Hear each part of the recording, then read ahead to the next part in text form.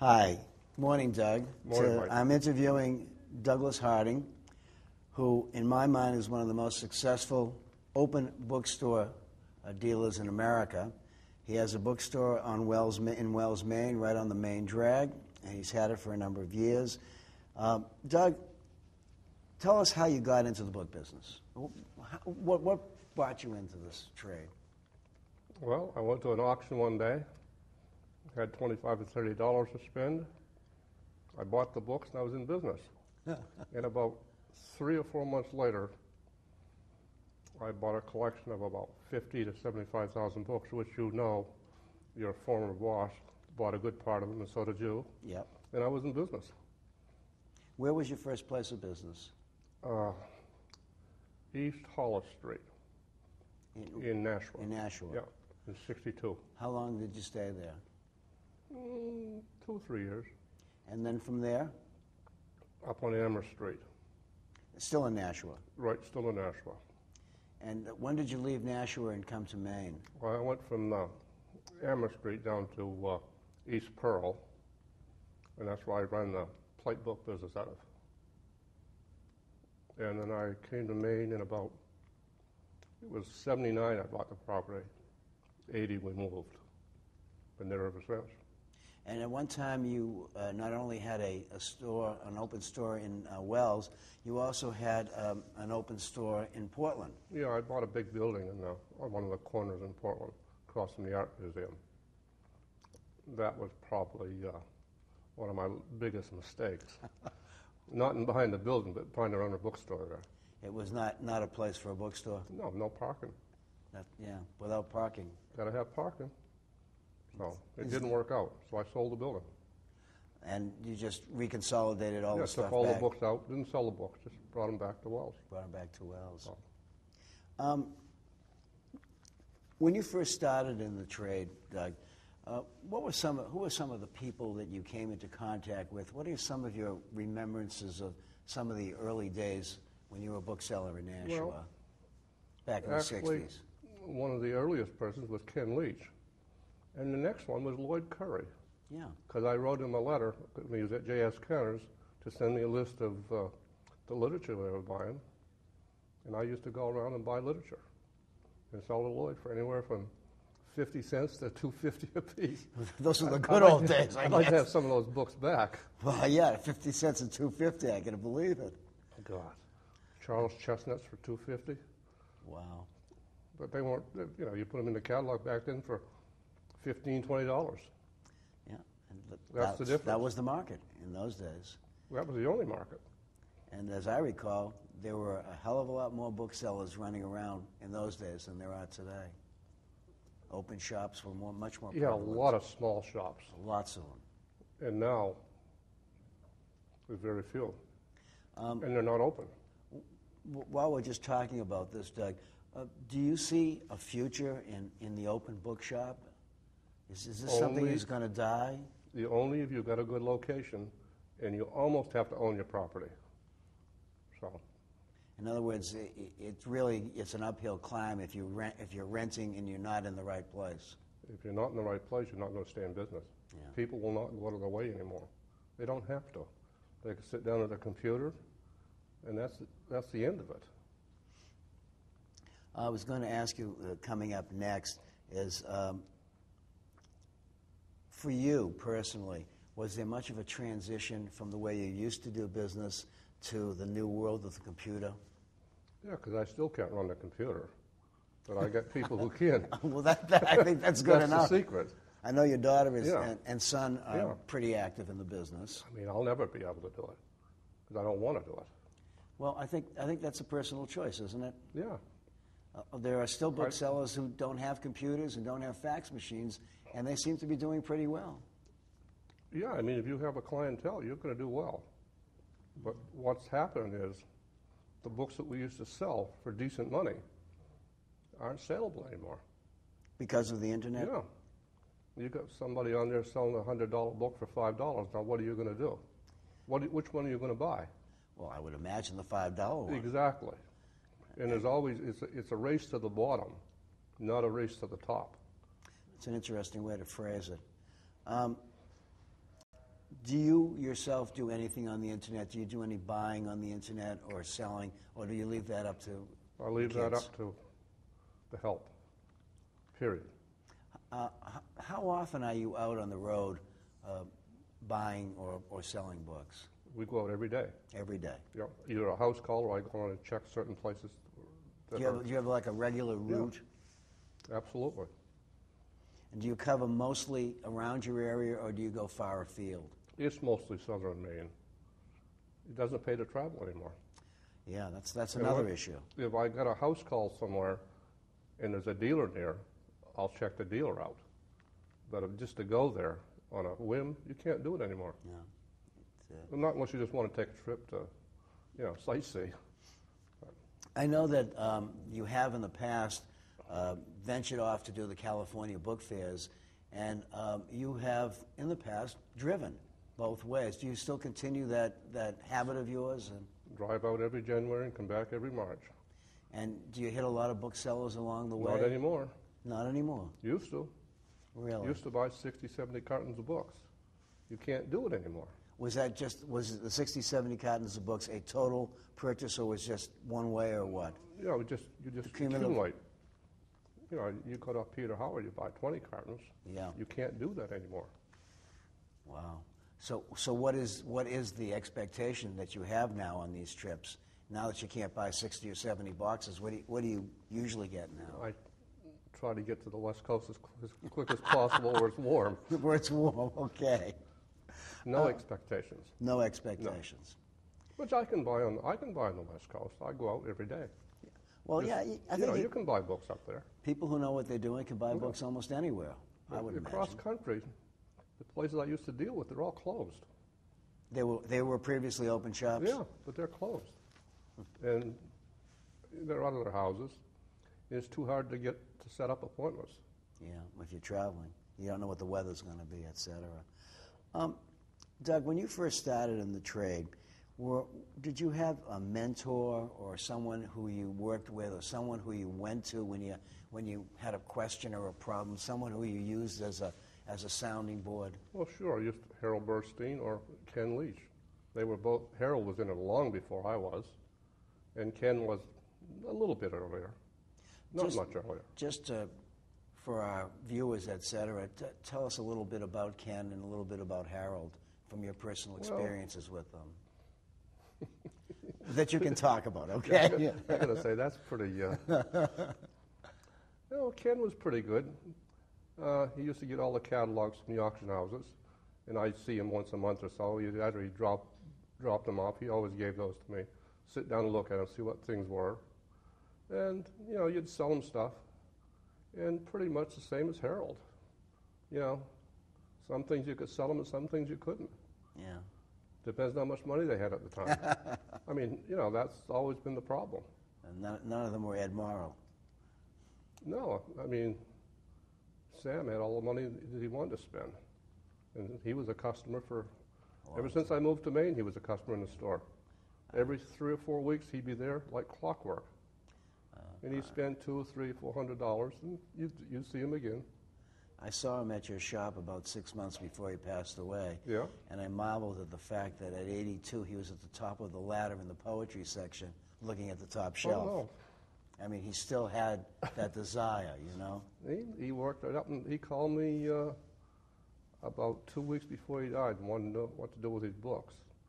And I lined him up with Leaf, because I didn't want that.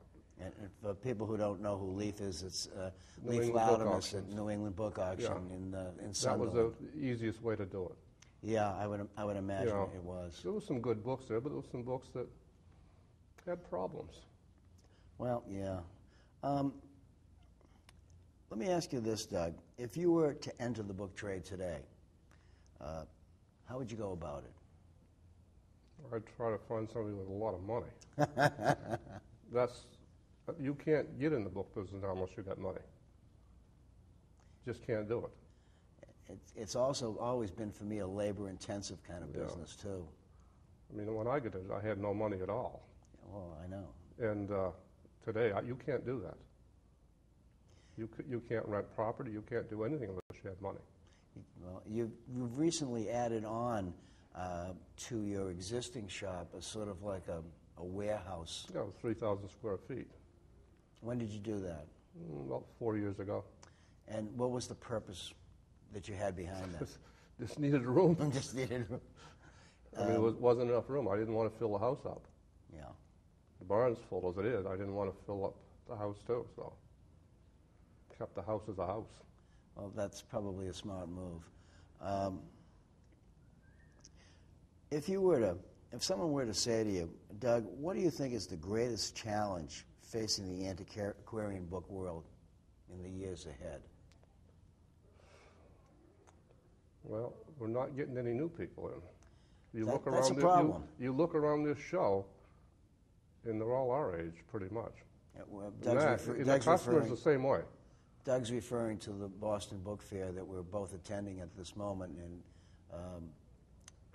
he is referring to the fact that most of the people here are our age. Well, so is our customers. That's another not issue. good. No. Not many young customers. Well, there are also not many young booksellers. Well, that's what I was referring to here. They're just not here. And I don't know what the answer to the young that ones is. are in the 60s, early 60s. So I would think that one of the big challenges will be getting some young people in not only as a seller, but also as buyers. I don't know how you're ever going to do that. People today, I've noticed, and it goes with the antique business too, and I've talked to auctioneers and things, they're changing drastically. People are buying what they were brought up with. They don't want old. They want 20th century stuff. Contemporary with Contemporary. Well, and I think that goes with the book business too. The biggest part of our market now is not antiquarian. It's true. It's modern literature. Yeah. Or hypermodern literature. Well, but I mean, mid-20th century to date. So, that's what's happened. I've also noticed, Doug, that we seem to have more visually oriented customers than we had a long time ago. I mean, it's easy to sell a nice set with nice flashy bindings that you can see across the room. Yeah. And they'll pay, $100 to $300 a volume. Because it's for pretty just binding. common sets. They don't care what's in them. They don't read them. It's a decorative item as far as they're concerned. Strictly decorative. And you go to antique shops, they sell them for more than we do. Yeah. Because it's altogether different market. Well, yeah, those people do not go to book shows. No, they go to antique. Yeah, and they pay more money for the stuff. And there's no way you can get them to come to a book show, even though you could say to them, well, it's going to cost you less. They still won't come. They won't do it. I don't understand it, but they won't do it. Well, in the past, we've had the print show attached to this Boston Book Fair in October and November. And this year we don't. They're having a separate print show of their own. And I wonder if that's one of the reasons. Well, I think it's book market is not a print market. I can tell you that. Yeah. I've got a print room, which is about 1,200 square feet, and people who buy books don't go in there. I can attest to that. I'm one of those people. But I'm just saying, I mean, the retail people, they come in, they go to the print room, and they leave. They either buy something or they don't. Generally, the print people never go into the book area? Very rarely, outside of the first room as they walk through. Wow.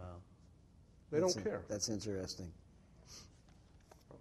Doug, when you first started in the book business, there were probably a lot of colorful characters. Can you think of any people that would be very interesting for posterity to know about, characters that you remember from their early days in the trade? Yeah. Art down in Connecticut. What was his name? Arthur Viens. Oh, Arthur Viens. Arthur Viens. He was a good guy, but he was pretty colorful. Yeah. Remember the first time I went to his place, I was with Mick Blaine, and what was pasted up all over the walls were nude pictures. The big and Arthur was almost 80 years old at that point. Well, you're never too young, I guess, or never too old. And the other one is one we both know, and he's dead now. In fact, the association gave him some money. Not good at names anymore. Is that the guy up in Springvale? You're right. Yeah, I can't. George. George, I remember who you meant. And he was pretty colorful. Now, he was a character during World War II. He was a photographer. And he was a photographer on one of the Springfield papers, or Greenfield or Springfield, and he got caught with some young girls, not a boy, a girl. Wow. And the girl was a daughter of one of the people at the paper, and that did not go over too well. No, I don't imagine it. I don't imagine it would, Doug. And the other one is probably Roger Harris. He's probably one of the oddest characters. Nice guy. Used to be a minister when he first started out, but a virtual pack rat. Yeah, he never threw anything out, did he? Nope. Unbelievable. And he's still going. He's going to be almost 90 years old. Wow. He used to come in my place around 11 o'clock at night when I was on East Hollis Street, or West Hollis Street, rather. And he'd be there till 4 o'clock in the morning with that little old bus of his, and it would be full. Full of books. I'd sell them both for a quarter, 50 cents. He'd bought hundreds and hundreds of them. And that's when I was taking the stuff out of the place in Goffstown up that way. Oh, I remember that. Yeah, that big barn I bought. Yeah, I can't even remember the guy's name. Well, Gene went up there. Yeah, it was a bonanza for a while. Bought it for $500. Don't even talk about what you took out of it. I can only I don't imagine. know. I had a year to move it. Would you say that was probably your best buy, or was there something that you can recall that was better? Before I moved here to Maine, I bought a collection on Cape Porpoise at an auction. It was the first auction that F.O. Bailey had, or Episcopal had, after they bought F.O. Bailey, and I probably made 50 grand that day. It was all color plate stuff, and I was the only bookseller there. Oh, wow. The dream of every bookseller. I went out and bought a brand new Mercedes with that. The dream of every bookseller, isn't it? Yeah, there wasn't another bookseller there. Wow. And the day before that, I was at Antman's sale up in Montreal. And I was at this one because Jack Barfield wanted me to buy some stuff for him. But he didn't. He only wanted a couple of the periodicals. The ad was garbled. You couldn't understand it. So I bought everything. Wow. Sold him the periodicals, and it worked out. You would think that was your best. That's got to be the best single thing. What about from a disappointment factor? Can you think of a situation where it was a total disappointment for you? Meaning buying? Yeah. Not really. You never bought anything that I've turned out bought to things be. and lost a lot of money on it, but that's the breaks. I mean, yeah. Sometimes, individual, not lots, but individual things. That happens. Yeah, it sure does. You know, because you got something good, but there's no customers for it. Well, so you just get rid of it. You throw it at auction and be gone. Get it out of your system. Yeah, well, you might as well take your loss and go on to something else. And move on. Doug, what part does book fairs play in your total business structure? Not much. Not much. I mean... Then why do you continue to do them? What's your method? We get customers. And I do the one in California because I can write the whole trip off. Yeah. You know. That's absolutely true. We have a wonderful, IRS system. We can write all this stuff off. Well, as long as you're doing it for business purposes, you get it. It is business.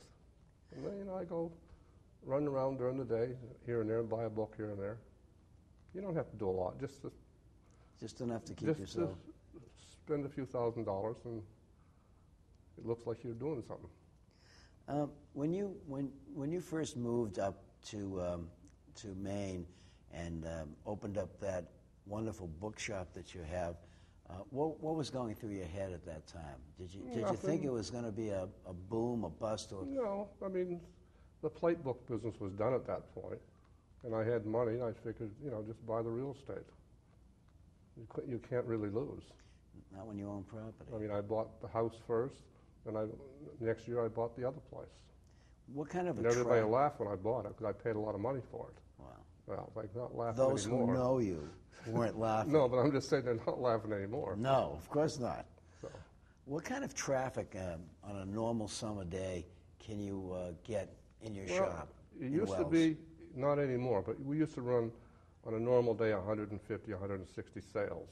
Wow. In July and August. Now, you're lucky to do 40, 35. It's changed that much. Does it make a difference whether the weather's nice or it's raining? If it's real hot, nobody comes in. If it's raining in July and August, they'll come in. But if it's raining this time of year, nobody comes up from Boston. Yeah. Even in January and February, if it's a nice day, the weekends are very busy because people like cabin fever. They get out. Yeah. You can walk. They even walk the beaches in the wintertime, but they're not going to do it in the rain. No, I don't think so either. The internet, which you don't handle yourself personally, has been quite a revolution for a lot of booksellers. In your experience, has it gotten you more customers? Has it gotten you more books? Has it gotten you more sales? What are your... It does not get you more books. It doesn't? No. It's not a buying tool. No, and the sales you get are from people who would never, ever step in your store because they're all over the world. I mean, that's the difference. And you're selling stuff that you couldn't sell out of the store in many cases. It's just not sellable.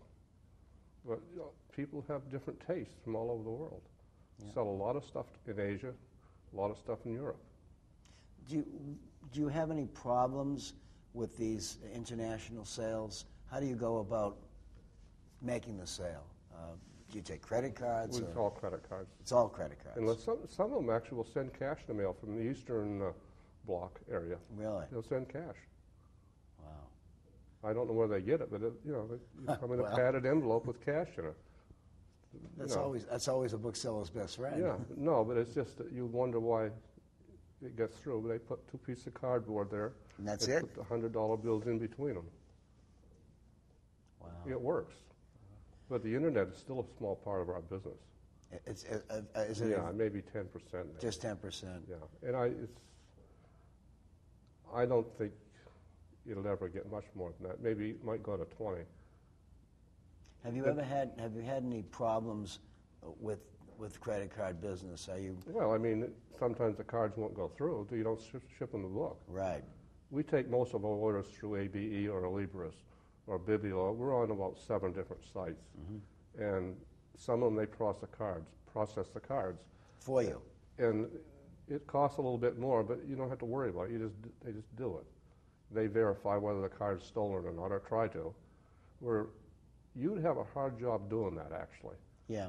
Because even calling up the credit card companies, they don't want to give out any information. So it would become a problem. Well, what do you see for yourself, Doug? I mean, you and I are approximately the same age. We've been in the business a long time. What are your plans for for example, for the next 5 to 10 years? Just doing what I'm doing. Just keep on going. Yeah. And you're going to keep on driving back and forth to California by yourself? As long as I can do it. Why not? Yeah, take an extra day or so to do it, but I mean, why not do that? Doug is one of those individuals that has his children involved in the business. And tell us a little bit about that, Doug. There's a lot of people who are children of booksellers. You're a bookseller who has your children working with you. What's it like? Well, we have our disagreements, let's put it that way. Yeah. But basically, how does it work? Cheryl kind of runs the store, takes care of all the paperwork, all the deposits and stuff, and Kevin does all the computer stuff. And he's pretty good at it. Yeah. I mean, he's not a nerd when it comes to that, but he can figure things out where I wouldn't have a clue. That's where the older people can't do it. Yeah. And I've got nieces and stuff that are that high that can use a computer, and I couldn't figure it out. They do it by playing games. Well, yeah. And that's how they learn. Well, I was never a game of it. Well, neither was I, and I have no interest. Well, there are sometimes it's fun to play. I don't even use a VCR. Well, I don't know how to program mine. That's what I'm talking about. I have to find a teenager to come over to my house and program it. Well, that's the problem, son. I don't want to learn. So we can expect to see your mug around here for a good deal of time. Probably. Probably for a couple of more years anyhow. What's the next book fair you're going to be doing, Doug? Oh, I think for me the best book fair in the country, bar none, is San Francisco. Is it because of the number of booksellers? You can sell older books there. Ah, as opposed to 20th century books. Right. You can sell them better there than you can here. What do you feel about a book fair of that size?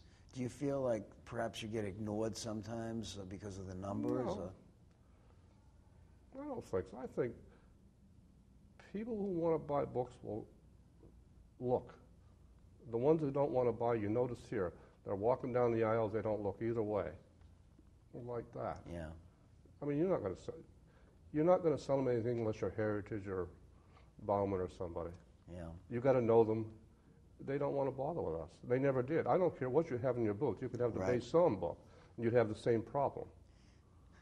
So it's Reese's sort of, customers are not my customers. Let's put it that way. right. There's a sort of a snob appeal, do you think? Absolutely. It's Yeah. kind of like everybody for years claimed Gray Morita was screwing them. Well, why do business with them? But they're still doing business. The same Right. people are complaining. I know. So why do business?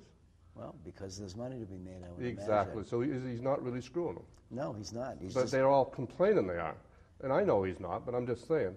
yeah, it's, I don't quite understand that mentality myself, People but I who know it bought exists. really good stuff 15, 20 years ago is made out like a bandit in this business. Absolutely. You know, if you bought junk, you got to remember something. It's always junk. That, The people don't understand that. They buy because it's cheap sometimes. Cheap is not good, that's unless it's a good item. But most of the time, if it's cheap, it's not a good item, especially here. Before we conclude this great interview, do you have any words of wisdom for future booksellers? Just a sentence or two of what they should be thinking about or doing? If they're going to be going into business, they should figure out what part of the business they're going into and buy a few reference books and learn something. You can't look online and figure what something is. It's not possible. You learn by looking the things up, checking them out, and get friendly with somebody that will help you. That would be my suggestion. Yeah, sounds like a good one. And occasionally, if you're friendly with somebody, you got to sell them a book now and then. No, I mean that's the way the business used to work. And I don't think it does anymore. Well, maybe there'll be a going back to that kind of thing. It would be nice, but I don't see it. Well, thanks very much, Doug. Enjoyed it. And You're welcome.